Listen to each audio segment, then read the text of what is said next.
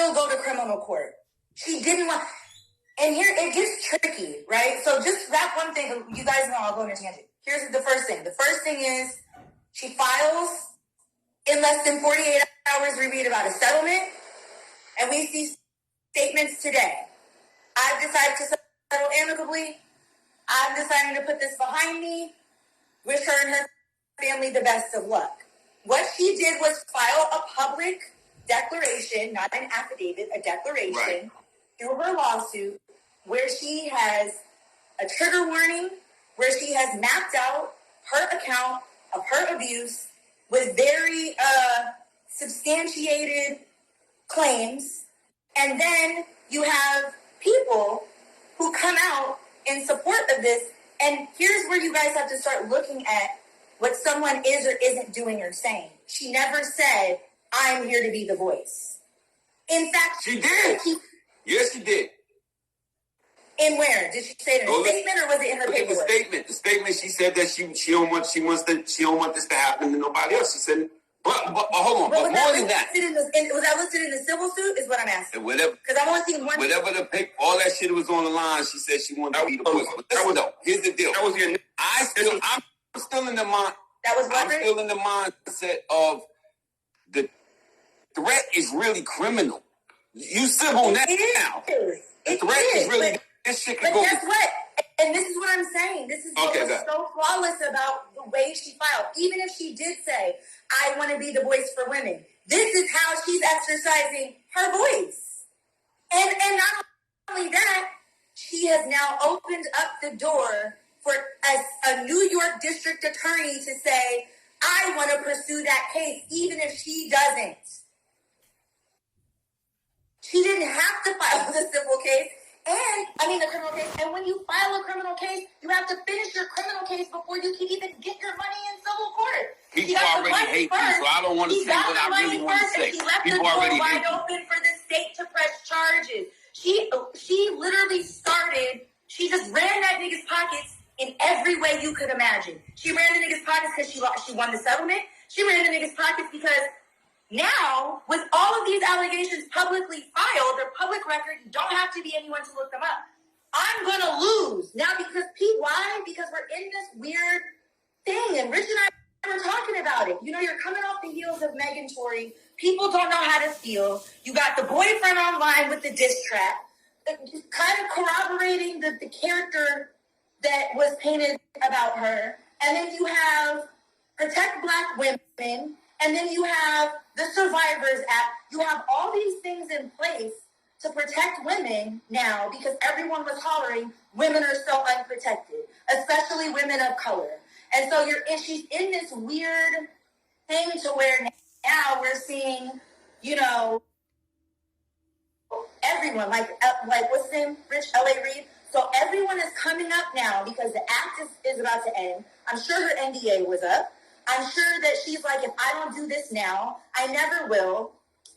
And now, she got paid, baby. She got her bag.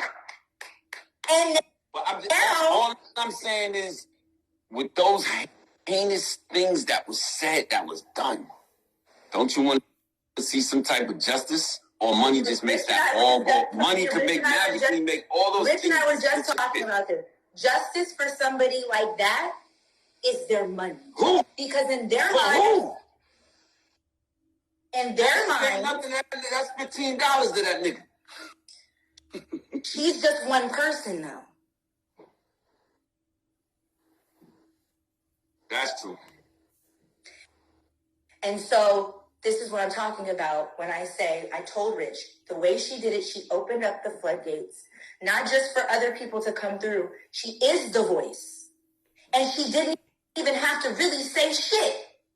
If we want to keep it above, the girl is the voice and ain't said nothing other than, I want to be the voice and I settled.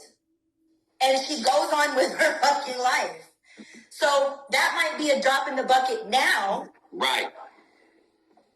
Bill Cosby, R. Kelly, and then when the money runs out, now this is just my personal opinion. If I'm the 54th accuser to come out, right, and the money is dried up, Then I go, lock them up. Oh, so I got left off the money train. Oh, she playing a long game, you saying? Oh, okay. All right, well, then listen, I stand corrected if that's the case. I'm going to say this to both of y'all and everybody listening. Niggas don't get rich because they like to give away $50 million. Let me tell you right now. I'm not giving a single red cent. And he got $1 billion in the bank. Giving a nigga $500 is going to hurt that nigga.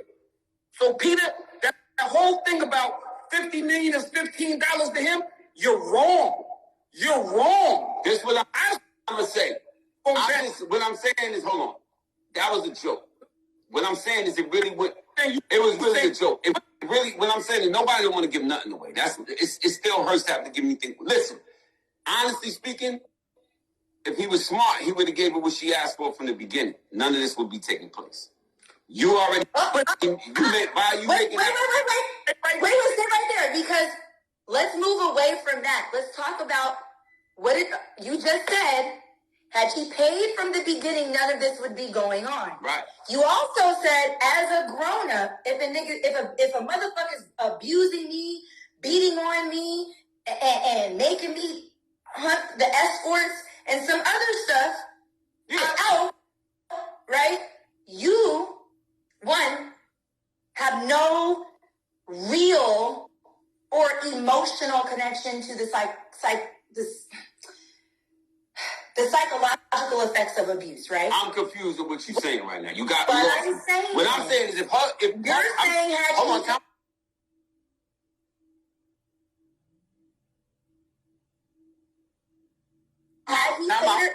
Let me finish. I'm speaking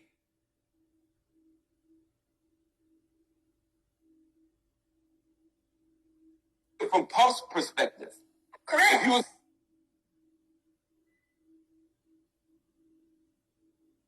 and going to end up giving her, if you was going to end up giving her, let me finish. I don't care what you're talking about. I'm going over here, bitch. Fuck you. You're not getting a dime. And as a matter of fact, Carisha, you want to go shopping? Here are the keys to the Rolls Royce. Here's the PJ. Here's the this and here's the that. Because he's already been fucking Cassie up for how many years? So what's it to we're not allegedly, and we're not together anymore. I'm fucking bitches. You're married. You got them kids. Bitch, fuck you. I'm not giving you shit away. HBCU. Watch me give it away. Carisha. Watch me give it away. Had a new baby. Watch me give it away. My son had a DUI and now I probably got to pay for that. Watch me give it to everybody but you. And you don't have the guts to walk in there and take me to court because, bitch, do you know who I am? Well, if I'm Diddy, that's how I'm thinking. You making some. Hold on. You making some good points for Cassie. You making some good points for Cassie, and you going on Diddy. But what I'm saying is, at the same time, you done got married, had 2 kids, and moved on in life. Yeah. That's where limitation is coming up, and you want to get paid. What happened? I said, had she paid him from the beginning, none of this would be going on. True. But if I'm Diddy, I'm not paying you shit, bitch. Fuck you. Go ask that nigga you married. I agree. And we both, one thing that we all agree on, I think all 3 of us agree on, is there's smoke. Where there's fire, there's, you know what I mean? Where there's smoke, there's fire. So he had to, there's going to be other shit coming out. It's too late. To me, it's too late. You should have did it from the beginning because now everybody's, motherfuckers going to be coming out. If those escorts exist, they coming out. And that's all I'm saying. The way that her legal team went about it, the public filing and stuff like that, I just feel like that was to open the door, open the floodgates for brands to now say we're in this social climate, a very sensitive one for colored people, period. People of color, period, and especially women of color. We're off the heels of the Megan Tory thing. We have to be very careful. Monice. Publicly prosecute a nigga. There's so many factors that go into it, and now the brands have to go, well, let's just take a step back for now until this all either blows over or it gets worse. But let's show women of color, and now it becomes an opportunity for us to diversify. Let's use this, and now let's get away from here and announce that we're away from here, and then launch this whole inclusive campaign. Go find me some real, trans and cis women of color, so we can run this. It becomes a whole thing, and y'all know it. Ain't going into all this. Huh? Ain't going into all that shit. And all. Yo, at all. Rest in peace to my man Ed Woods. The long game, that's what it looks like, and you know it. Yo, Magic Woods is here, Rich. See, this is all I'm gonna say is this. What makes a nigga great is also a nigga's downfall. You take that how you want to take it, everybody. What makes a motherfucker great is also a motherfucker's downfall. Hubris is a crazy thing. You get to a point in your life where motherfuckers is like, it can't happen to me. It can't, it won't, it can't. And then one day, it does. Then one day you wake up and it does. Monice, you said you've been in an abusive relationship like that before? Getting beat up and all that? Oh, yeah, my bad. Rich did all that shit. My bad. Go ahead. Yeah. Yes, I have. Nah, you haven't been. No, what I mean, all jokes aside, you ever been in an abusive relationship? Yes, I have. And you stuck around? I hid it from my parents. For that type of abuse? It was bad, but we were fucking each other up. But it was never, but I was obviously being a woman and smaller. And here's something that people don't know about me, because niggas didn't know me before TV. This is probably hard to imagine. Very quiet. Yeah. Very much a homebody. Didn't leave the house. I didn't have drama. I wasn't in beef. I wasn't a gossip girl. I was a late bloomer. All of those things. Very much a daddy's girl. Very much sheltered. Very much naive. Okay, so I knew that it was wrong. I knew that my parents already didn't like him. In my mind, I'm making excuses. And then I snapped one day, and I was like, fuck this shit, because when I went to get up out of the bed, and I'm literally looking at bruises in my side, I'm like, to the point where now I'm like, okay, well, this I can't hide anymore. And it's middle of summer. How crazy am I about to look walking around in fucking fleece? I got mad and kicked the nigga down the steps and went and got my cousins, and they came back strapped up and sat down while I got my shit. Too. We get abused too. So at the end of the day, I'm like, but from an abused, the psychological effects of abuse, and I love you, Peter, but I'm just going to go out here and say this, because you led the conversation with the topic of abuse. And abuse comes in so many different forms. Right. Okay? I want to preface this with I love you. I know where you're going. Go for it. You ain't got a preference. I love you. Go for it. Okay. So you have been, by every medical standard and definition, psychologically, emotionally abusive. 1,000%. And both Tara, I don't want to say, the mothers of your children and your ex-wife stayed for years and continued to bear children. Time out. Not just them. I've been abusive my whole life to women. Like in terms of lying and cheating, what most niggas do, what most of your niggas did to you. Uh-huh. When I'm talking about here is niggas that will bring another nigga in the room and jerk off while you fuck them. Another nigga that's beating you up, blowing niggas' cars up. I don't feel comfortable with you comparing me to that type of shit. I never put my hands on a woman in my life. Oh, let him speak. I've never physically abused nobody. I never touched a woman. Even when bitches beat me up, I took it. I'm not that dude. And I've never changed nobody in the house. Say, if you leave, if you with that dude, I'm blowing his car up. The mental, I get it. I did some mental shit. I'm mentally fucked up. Hurt people, as they say. I know I needed help. You know what I'm saying? I'm not here to deny that. And y'all only see it just so you don't think I'm trying to clean myself up Tyra and Amina ain't the only ones I've done that to. I've done some fucked up shit to a lot of women. Those are the only ones you saw on TV. Right. And I've never in my life physically abused or other people in the house, punched women in the face, did all this shit that these claims are saying that was done. Right. So I don't like being mentioned in the same sentence as that. I understand. That's why I said I wasn't, and I'm not saying you're physically abusive. I'm saying I don't expect you. Because I see people in the comments essentially like, Peter, shut up, you sound crazy. I know from the abuse. And so all I'm saying is I don't expect you, and no one in these comments, if we're just going to keep it a buck, should expect you to understand from a woman's point of view. Because we've had several conversations both on this live where you have said crazy shit went on in your childhood. You take full accountability. I would venture to say that would mean you're not a sociopath, my friend. And it also means that I really can't expect you to understand from a woman's perspective any type of abuse and why we would stay. I don't agree.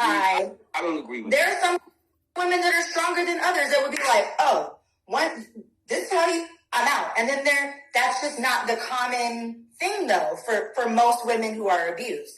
And I know that you understand, as we all do, right? We understand the logical side of it. It's the emotional part that gets weird. But hold on, at any point is it a financial thing?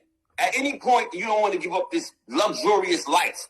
Is it all mental, or you don't want to give up this fucking luxurious life that you have?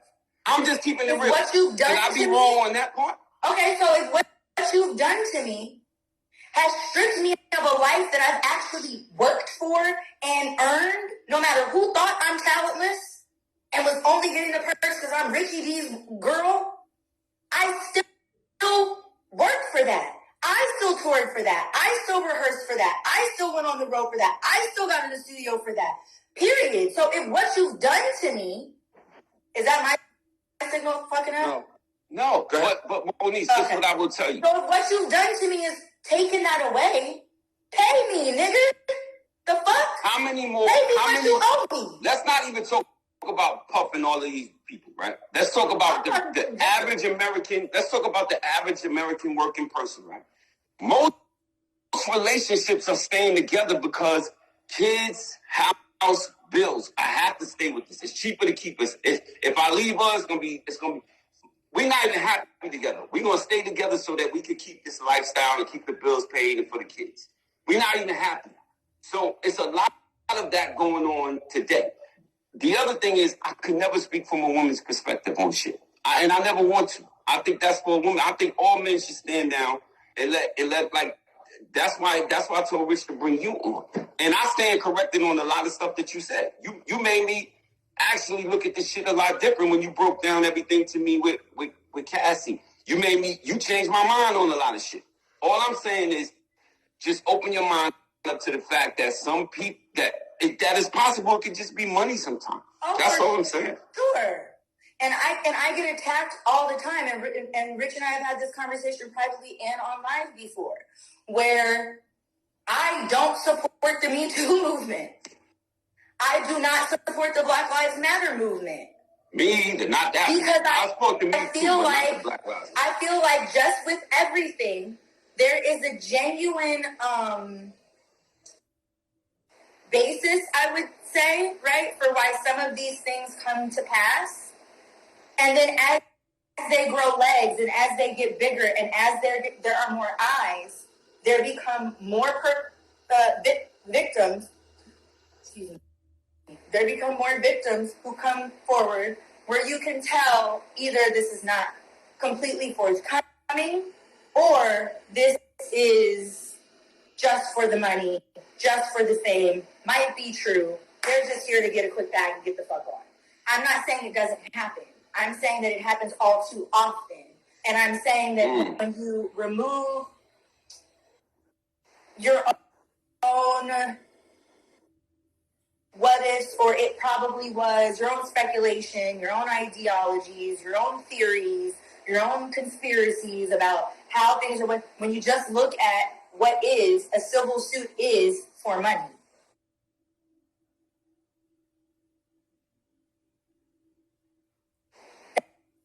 that's what it is. And it doesn't mean that I'm not going to bring criminal charges against you. But that's where you changed my mind. You showed me a different perspective. Because if you do both, the criminal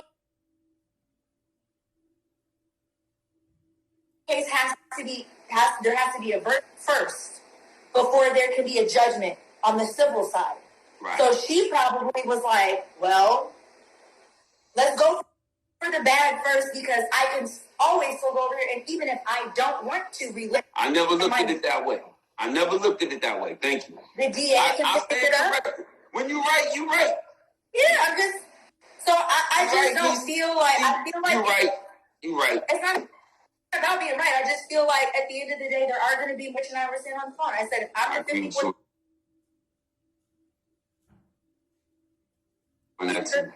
If I'm the 54th accuser and all the money's gone, then we see, which is what happened to R. Kelly. Now everybody wants him in jail. Right. But it's not until the money well is just, it's over. Well, I never looked at it that way. Thank you for that perspective. Love y'all. I'm going to lay back down. I just came downstairs to get my water. I'm going to call you offline anyway. Okay. All right. Bye.